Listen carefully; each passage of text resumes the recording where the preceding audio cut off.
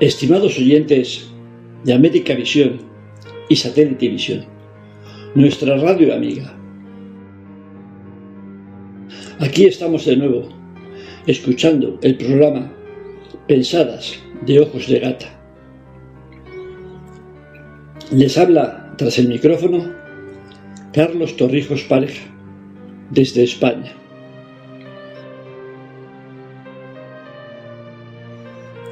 Hay muchísimas personas, o mejor, podríamos llamar personajes de la historia, que merecen un reconocimiento. Aquellas que siempre estuvieron en un segundo plano, bien por estar cerca de alguien demasiado grande, o simplemente, en otras ocasiones, por ser mujeres en un mundo patriarcal.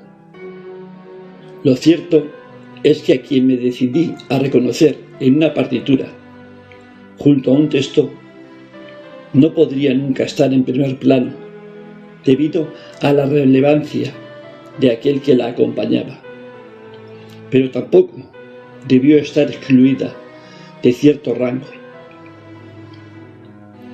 Por eso, para mí, siempre será el apóstol 12+1, mucho más fiel que cualquier otro de aquellos 12, pero su condición de mujer le impidió formar parte, de igual a igual, en aquella última cena. Este es mi tributo a María Magdalena, el apóstol 12+1.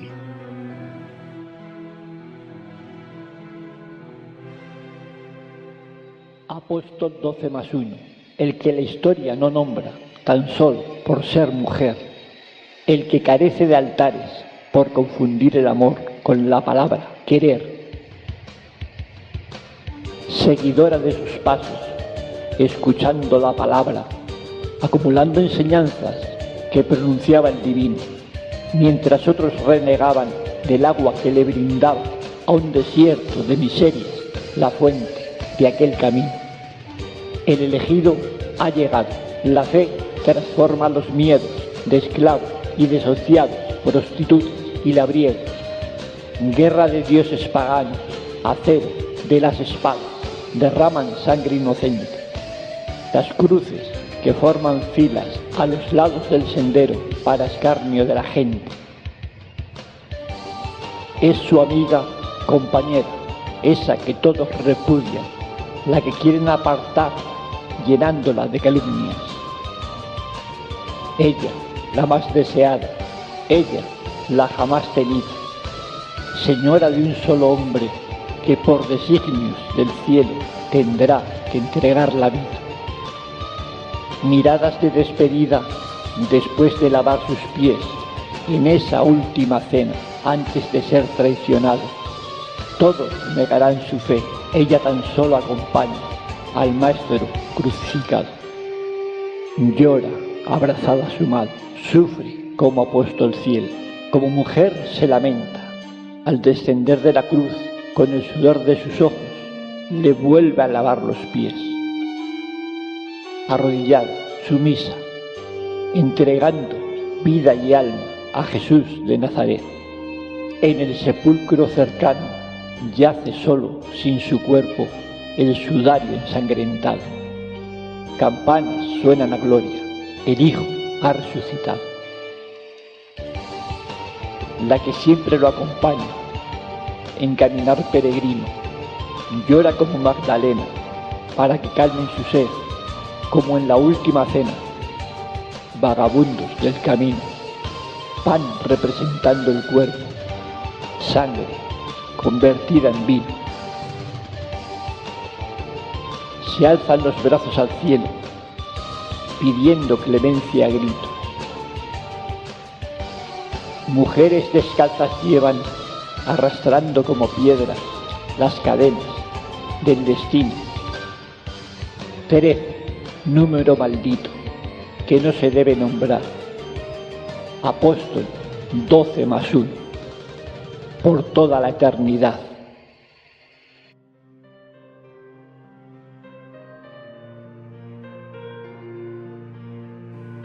Muchos de ustedes pensarán que en realidad el apóstol número 13 debía de ser Matías. Pues según tengo entendido, y si no es así, espero me rectifiquen y disculpen mi imprudencia, fue quien sustituyó a Judas Iscariote tras el fatal desenlace, para así seguir siendo 12. El que siempre estuvo al lado de Jesús desde niño fue el elegido para culminar su obra. Su puesto durante años como recaudador le habían hecho merecedor de tal penitencia. Judas quedó renegado por traidor, pero de no ser por él, la historia no sería la misma. Tal vez él sea el único merecedor de reconocimiento, pues sin su traición nada habría tenido la repercusión de los hechos acaecidos en el Monte Calvario, esos que nos llevan acompañando cerca de 2000 años. Ahora escucharemos una música y texto reconociendo al tal Iscariote. Iscariote. Música, texto y voz, Carlos Torrijos. Nació de la flor del fruto de Simón y Ciborea, en un lugar de Queirot, del estado de Judea. Por apellido Iscariote. Para nombre le han pensado Judas, que según se cree significa el alabado. Desde niño con Jesús siguiendo todos sus pasos, por caminos polvorientos, dos judíos de la mano, recogiendo galileos, haciéndolos sus hermanos.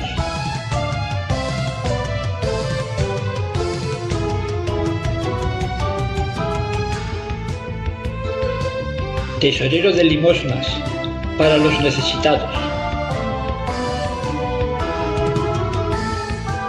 Su porcentaje cobraba, engordando los bolsillos, pensando que los demás eran ajenos a aquello que en cada entrega pasaba. 8 días con el maestro, recibiendo la enseñanza de lo que sucedería, de lo que habría de pasar.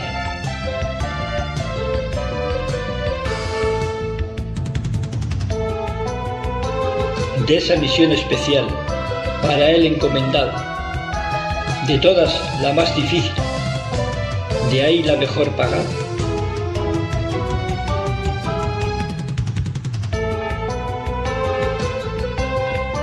En esa última cena, la sal será derramada como signo de presagio. El pan mojado en el vino, a ti te será ofrecido, para declarar al resto quién ha sido el elegido.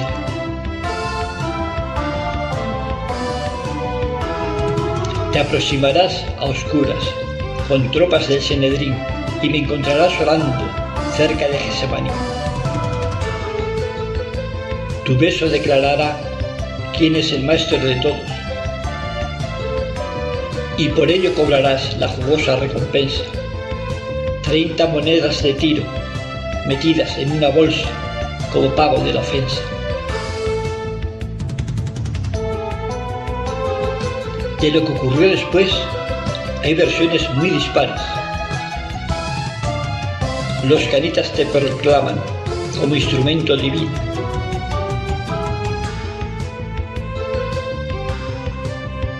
Otros, como Bernabé, en pluma de aquellos frailes, tú fuiste el crucificado, pues después del prendimiento Jesús ascendió a los cielos, junto al Padre en su reinado.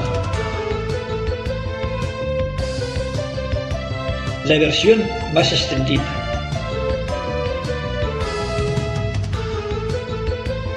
El que después de tirar las repudiadas monedas, en un acto de locura, te fuiste a un árbol cercano, pusiste la soga al cuello y allí te quedaste ahorcado. Tras el fatal desenlace, por Matías reemplazado, para 12 seguir siendo los apóstoles nombrados. En el recuerdo lejano queda Judas el traidor, después de ser repudiado.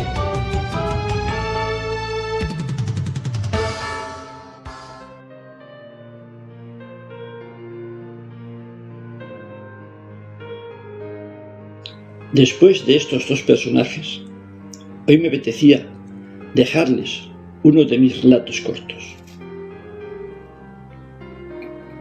Siempre me he preguntado el por qué los humanos tenemos derecho a tener alma, aunque haya mucho desalmado, y los animales no pueden tener su cielo cuando lo merecen más que muchos de nosotros. Es la historia de Tita Flora, Ángeles, la madre, y las dos hermanas, Lourdes y Elvira. Ahora conviven en casa con un cojín de pelo largo y blanco que sustituye a una gata de Angora, ya mayor, como su dueña. Sobre las piernas de esta, sentada en el sofá, se ponía en las horas de sobremesa para sentir sus caricias, y así las dos dormían apaciblemente la siesta con un ronroneo de fondo. Este relato corto se llama Angora.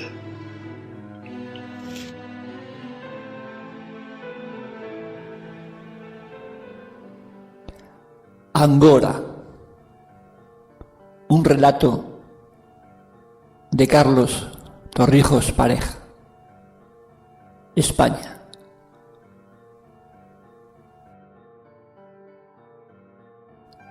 Como cada noche, una vuelta al parque aprovechando la fresca, antes de ir a dormir. Algo como un salto en forma de escalofrío se quedó incrustado en su espalda. Un mareo inusual le hizo palidecer. Avanzó, sujetándose a los barrotes de la verja que rodeaba la zona jardinada,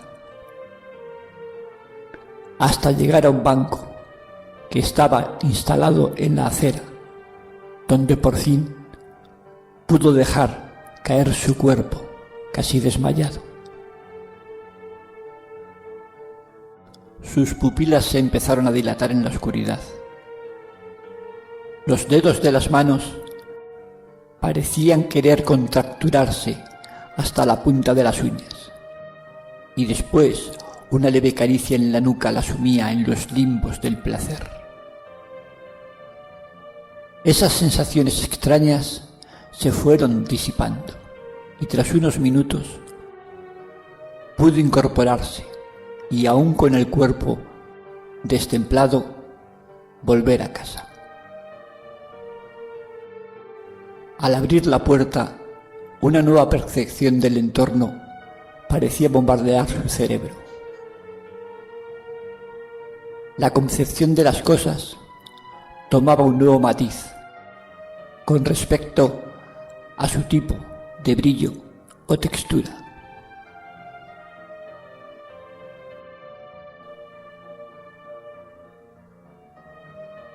Elvira, persona muy seria y de pocas palabras, tal vez demasiado exigente tanto en el trabajo como en su día a día.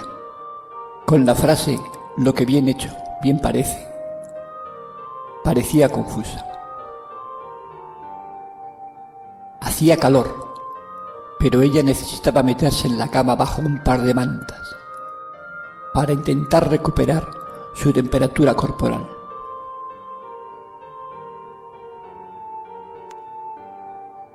Entre tiritones, mareos y sudores fríos, fue restaurando su conciencia. Luego, ya relajada, quedó adormilada hasta la mañana siguiente.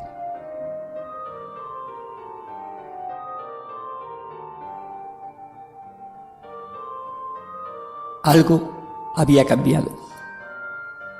Ya no era la misma. Todos sus sentidos se habían agudizado y su vieja realidad se veía distorsionada por una nueva forma de percibir las cosas. Como siempre, se levantó la primera. Le gustaba una ducha caliente y maquillarse con tranquilidad antes de desayunar.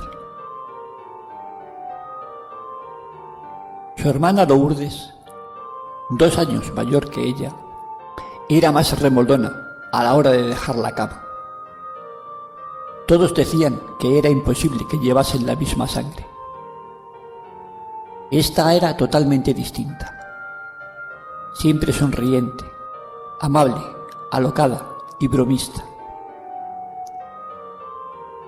Hacer lo justito se consideraba suficiente, y lo que no se hubiese hecho hoy ya se haría mañana. Siempre con el tiempo pegado para desayunar, pintarse un poco y salir arreando. Ángeles, su madre, viuda desde hace años, como cada mañana preparaba unos churros. El día era largo y sus niñas no podían irse con el estómago vacío.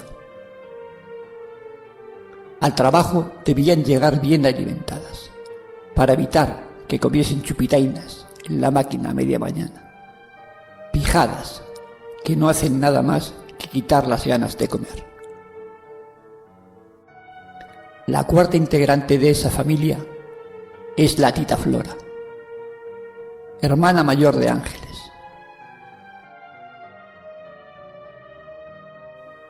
Siempre fue la chacha de todos sus hermanos, hasta que fueron independizándose, y cuidadora de sus padres, hasta que fallecieron.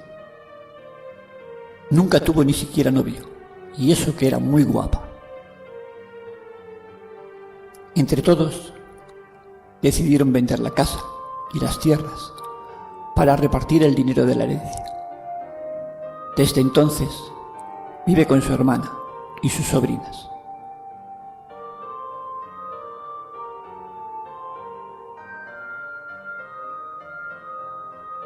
Ya casi sin vista, le gusta sentarse a la mesa y ver con cara de felicidad cómo mojan los churros en el café con leche, mientras acaricia un pequeño cojín que ahora, puesto sobre sus piernas, sustituye a la vieja amiga que hace unas semanas desapareció sin dejar rastro. Pero volvamos a Elvira. Desde que se levantó ese día,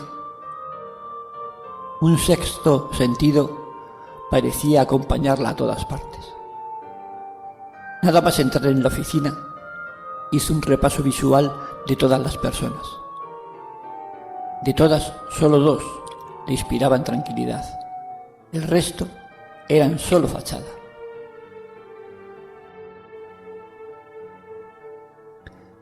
Ya de vuelta a casa para comer, era capaz de adivinar los próximos movimientos de cada transeúnte, siendo estos totalmente desconocidos para ella.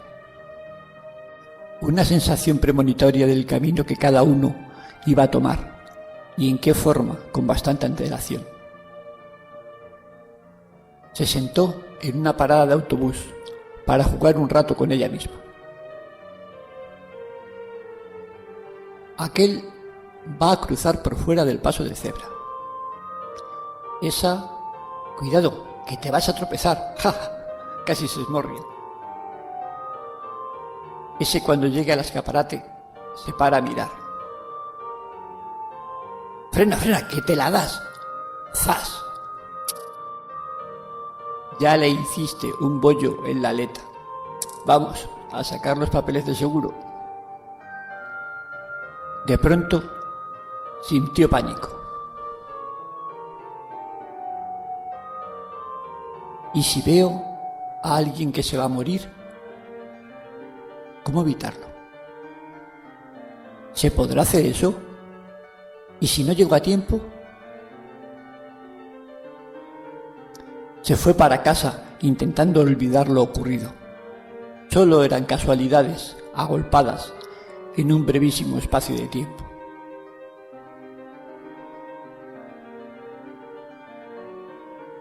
Abrió la puerta y su hermana la recibió con un olor agradable.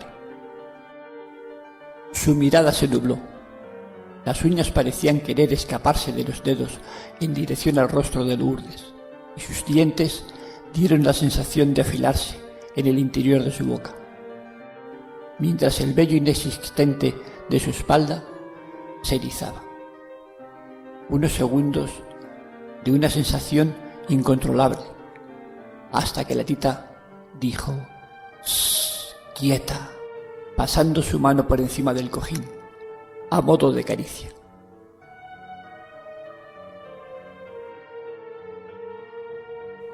Las cuatro se pusieron a comer, como siempre, en la mesa de la cocina. La tita, tal vez por costumbre, antes de sentarse, puso un platito con agua bajo la silla. En ese momento, a Elvira le entró una sed insaciable, mientras Lourdes, con disimulo, daba un puntapié al plato. Sus miradas se cruzaron como nunca lo habían hecho. «¿Qué pasa?», preguntó la madre. «Nada», contestó Elvira, «que hoy no tengo hambre». «Pues hay que comer», empujando hacia ella el plato de macarrones con la punta de sus dedos. En la sobremesa se quedaban las tres hablando, mientras que la tita se iba al salón a ver la novela.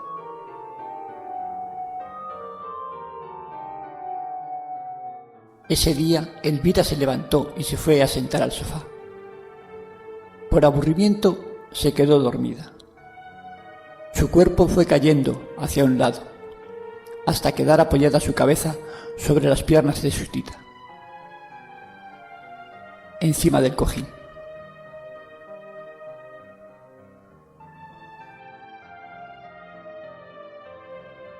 Los dedos de la envejecida mano penetraron entre sus cabellos con una suavidad indescriptible, y el movimiento de sus yemas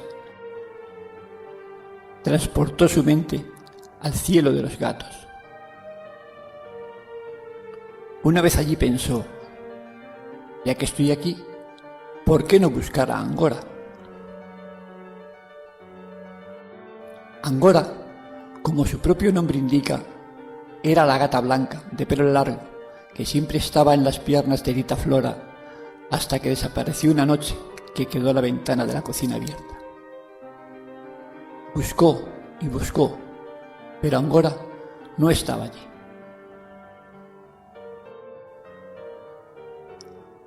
De su decepción por no encontrarla, pasó a la esperanza de que si no estaba allí, es que aún seguiría viva. Ojalá que pronto vuelva, y a poder ser poco magullada.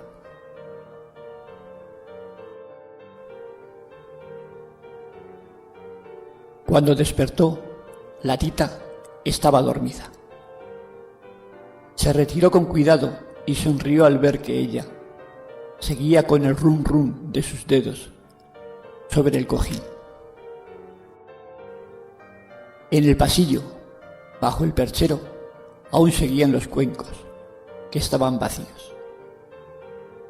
Claro, ¿cómo va a volver si no tiene comida? Llenó los dos de pienso y agua, respectivamente, antes de mirar su reloj. ¡Uf! ¡Vaya horas! Mamá, me voy, que se me hace tarde.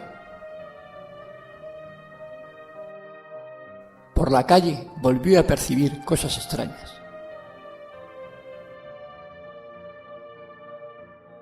Debía hacer varias cosas en el centro, pero algo le empujaba en otra dirección. Sus pasos incontrolados la dirigieron a un solar abandonado lleno de maleza. Su deseo era entrar, pero la puerta estaba cerrada con un candado, y claro, no era cuestión de saltar la tapia. Confusa, volvió a casa sin hacer nada de lo que tenía previsto. Entró y su mirada se clavó debajo del perchero. Los 2 cuencos estaban de nuevo vacíos. ¿Quién ha vaciado los cuencos? La madre se asomó a la puerta de la cocina. Hoy te digo yo que estás muy rara.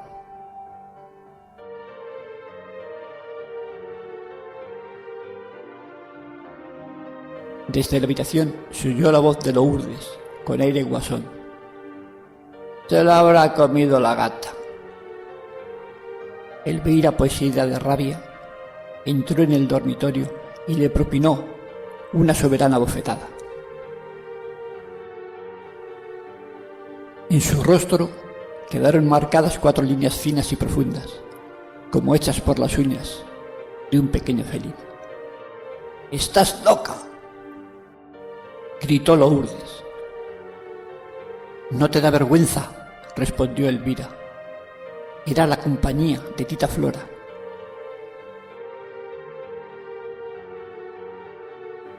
Lourdes, por un momento, dejó a un lado su gesto afable, perpetuamente fingido. Ya estaba harta, siempre todo lleno de pelos, de ese bicho maloliente. Entonces Elvira entendió todo lo sucedido.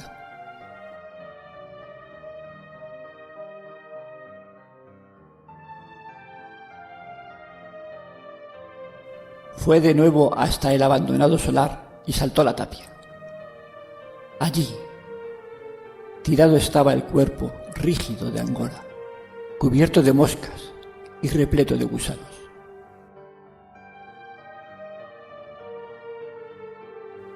Con la ayuda de sus manos, excavó un hoyo en la tierra para darle sepultura. Y después la cubrió con un puñado de florecillas. Al volver a casa, se sentó en el sofá apoyando de nuevo su cabeza sobre las piernas de su tita y se dejó acariciar hasta llegar de nuevo al cielo de los gatos. Ahora sí, Angora ya se encontraba allí, feliz, rodeada de otros meninos. Ya había atardecido. Como de costumbre, salió a dar un paseo alrededor del parque, mientras su tita Flora, sentada en el salón, sigue acariciando el cojín de pelo blanco, con la mirada perdida en la pantalla del televisor.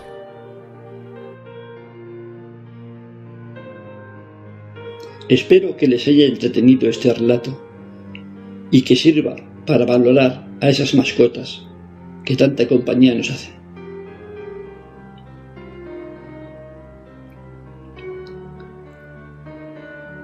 Hay un poema mío que fue el primero publicado en papel hace ya bastante tiempo en la antología hispanoamericana llamada Versos Náuticos. Un día le pedí a un compadre que lo recitase para mí.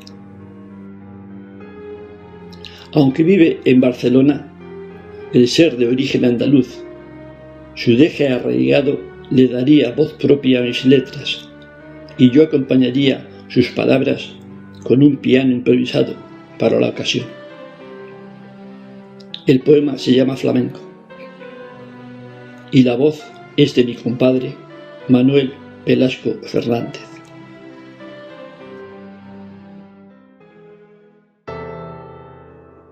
Va por mi compadre Carlos Torrijos, de su poema Flamenco.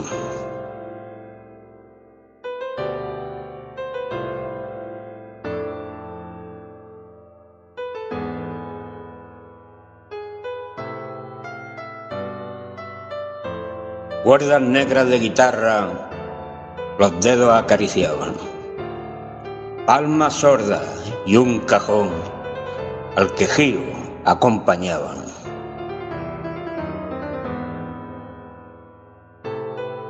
Desde lo alto, la luz tenue el cortejo iluminaba.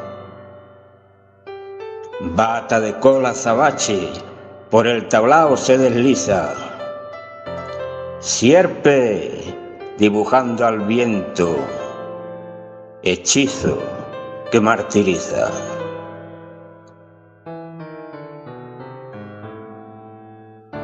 Una peineta calada a un largo negro velo deja en la tiniebla un rostro repleto de desconsuelo. La gitana taconea, la rabia rompe el silencio, la guitarra se desboca y el duende se hace lamento. Un grito desesperado rompe de nuevo el silencio, mientras le baila a su padre que está muriendo. Gitana, baila gitana, musa del arte flamenco, mientras lloras por tu padre que ya está muerto. El taconeo en las tablas se convierte en baile fiero. La gitana baila y baila, su corazón roto en duelo. Muchas gracias, Manuel, por tu sentida declamación. Deseando que este programa haya sido de su agrado, les espero el próximo martes aquí, en Radio Satélite Visión y América Visión, en esta, tu radio amiga, que te invita a ser feliz, o al menos lo intenta. Muchas gracias y hasta el próximo programa de Pensadas de Ojos de Gata.